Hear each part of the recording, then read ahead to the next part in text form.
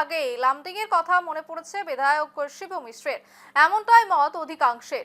দরজায় যখন কড়া নাড়ছে নির্বাচন, এদিকে অসমের বিভিন্ন প্রান্তে চলছে বিজেপির জন আশীর্বাদ যাত্রা, তখন লামডিং কেন্দ্রে গতকাল থেকে শুরু হয়েছে উন্নয়নের জোয়ার। শহর এবং গ্রাম মিলিয়ে মোট 11টি পথের নির্মাণ কার্যের শিলান্যাস করার পর আজ ফের পুরসভার 13টি ওয়ার্ডে এবং 13টি পথের উদ্বোধন করলেন লামডিং কেন্দ্রের বিধায়ক শিবু মিশ্র। নির্বাচনের প্রাকালে শহর থেকে গ্রামে, পথ থেকে প্রান্তরে প্রতিটি মানুষ যেন এক উৎসবের আয়োজনে ব্যস্ত। শুধুমাত্র শহর বা গ্রাম নয়, লামডিংয়ে অবস্থিত অসম পুলিশের 18 নম্বর ব্যাটালিয়নের মুখ্য কার্যালয়ে একটি পথের শিলান্যাস করা হয়েছে।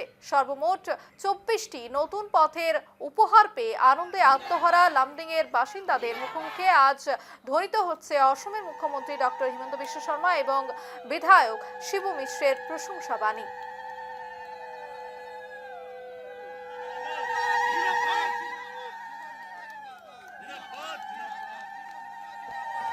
একের পর এক লামডিং এর উন্নয়নের জোয়ার এবং গতকাল থেকে দেখা যাচ্ছে আজ অবধি প্রায় 24টি পথে শিলান্যাস করা হয়েছে এবং গতকাল গ্রাম সহ শহরে বিভিন্ন প্রান্তের পাশাপাশি দেখা গেছে লামডিং এর 13টি ওয়ার্ডে 13টি পথের নির্মাণ করেছে। আমি এই সম্পর্কে কথা বলবো, এক্সক্লুসিভলি আমরা কথা বলবো। লামডিং সমষ্টি বিধায়ক রয়েছেন, ওনার সাথে যাবো।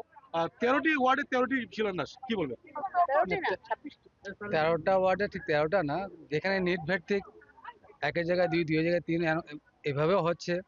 নিট ভিত্তিক যেটা পুঁজি ছিল পৌরসভা পুঁজি, সেভাবে নিয়ার অ্যাবাউট 24টা 26টা রাস্তা আমি ইতিমধ্যে পৌরসভার মধ্যে আমরা স্যাংশন পেয়েছি। গতকাল থেকে পৌরসভা তথা আসাম সরকারের কিছু মুখ্যমন্ত্রী পকিবত নির্মাণ এই কার্যক্রম চলছে। 50টারও অধিক রাস্তা আমরা ইতিমধ্যে অনুদান পেয়েছি। 16 থেকে সেই যাত্রা আজও বিরাজমান অবিরাম চলছে। তো কাল করেছি আমরা 11টা রাস্তা আমাদের শিলান্যাস, আজ হবে 13টা রাস্তা, ড্রেন, ছোট কালভার্ট, এই ধরনের অনুদান আমরা পেয়েছি। এরপরও আরও যেগুলো থেকে যাবে। আগামীকাল আমি যাব সেই কাকি রানীপুকুর এজায় বাড়ি, ওখানে 8টা রাস্তা শিলান্যাস হবে। তো এই যাত্রা কমেও আরও 3-4 দিন বা রং খেলার পরেও থাকবে এবং আমার বিশ্বাস ভারতীয় জনতা পার্টি, আমরা দল সংগঠন যেগুলো ফাউন্ডেশনে করি সেগুলো পূর্ণাঙ্গ রূপ কাজ হয়। হয়তো 1 মাস, 1.5 মাস, 2 মাসের মধ্যে কাজগুলো একটা পূর্ণাঙ্গ রূপ আমরা পাবো, সেটা আমার দৃঢ় বিশ্বাস। দেখা গেছে অনেক জায়গায় যে জলের সমস্যা, লামডিং এ যে একটি যেহেতু লামডিং এর জল নেই, আপনি কি বলবেন এই সমস্যাটা কেন সমাধান হচ্ছে না? প্রথম কথা হচ্ছে লামডিং, যেটা আমি সদনে বলেছিলাম, লামডিং এর আরেক নাম হচ্ছে লুমডিং। লুমডিং মানে পানি নাই থাকা একটা অঞ্চল। আমি সদনে বলেছিলাম লামডিংকে মানে খরাং পীড়িত সমষ্টি হিসেবে অঞ্চল হিসেবে ঘোষণা করতে হয়। তো সে যাই হোক, আমার বড় বলেছিলাম, আমি অ্যাসেম্বলিতে বলেছিলাম। তো ডিমাসা ভাষায় লুমডিং মানে পানি নেই। সবচেয়ে দুর্ভাগ্য আমাদের লামডিংবাসী, যেটা ভৌগোলিক যেটা একটা পরিসীমা আর কি, এখানে কোনো জলের উৎস নেই, কোনো নদী নেই, পাহাড়ি এরিয়া। ইচ্ছা করলে যে রিং ওয়েল আমরা জলের ব্যবস্থা পাবো তেমন কোনো ব্যবস্থা নেই। বোরিং করলেও 400-500 ফুট যাওয়ার পর দেখা যায় পাথর বা কি স্লেট মাটি হয়। এর মধ্যে দিয়ে সেই সংগ্রাম ছিল।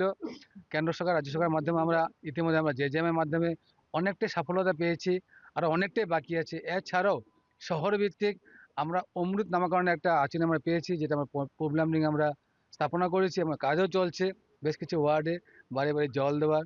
তো আমার বিশ্বাস আমাদের কেন্দ্র সরকার বা বিশেষ করে রাজ্য সরকারের নেতৃত্বে আমাদের দলের যেটা মূল মন্ত্র সেবাই সংগঠন, আর সেই মানসিকতা নিয়ে আমাদের কেন্দ্র সরকার, রাজ্য সরকার আর আমাদের আসাম সম্মানীয় মুখ্যমন্ত্রীর নেতৃত্বে যে অবিরাম যাত্রা চলছে, আগামী দিন যে জলের সমস্যাটা মূল নিয়ে সেটা একটা নিশ্চয়ই সঠিক পথ আমরা খুঁজে বের করতে পারবো। আমার শেষ প্রশ্ন, দ্বিতীয়বার আপনি বিজয় হয়েছেন এবং তৃতীয়বার হ্যাট্রিক করার একটা অনুমান রয়েছে বা কি আশা আপনার?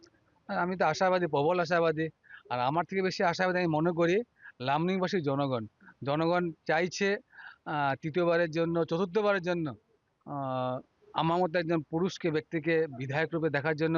সেটা আমি মনে করি আমার জন্য পরম সৌভাগ্য। আমি আপনাদের মাধ্যমে লামডিংবাসীকে আমি আন্তরিক, আমার যারা পিতৃতুল্য মাতৃতুল্য গুরুজনরা, যুবক যুবতী, পুরুষ মহিলা সবাইকে শ্রদ্ধা ভক্তি করছি যে ওনাদের যেটা ভাবধারা বা লাস্ট 10 বছর যেটা আমার যাত্রা ছিল, হয়তো কোথাও না কোথাও আমার সেই স্বতঃস্ফূর্ত সমর্থন তারা জনগণ পেয়েছে এবং জনগণের আশীর্বাদ আমি পেয়েছিলাম।